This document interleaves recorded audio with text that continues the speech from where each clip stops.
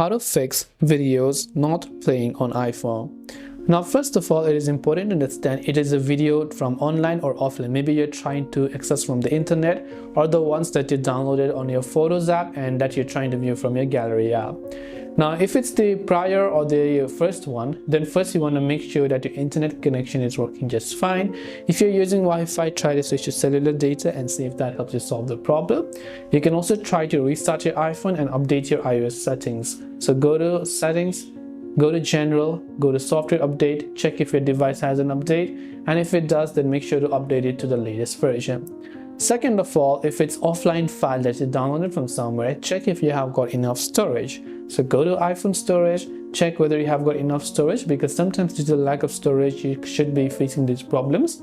The other is the file type, right? So check if you're not only being to play that one video or all of the videos that you have on the list.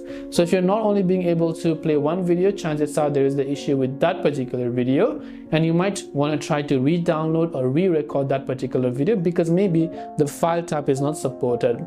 Otherwise, you can try to go to your app store and download a third-party video player application for your iPhone. Now, there are many ones for Android, but for iPhone it's actually quite limited. You can type in video player all format.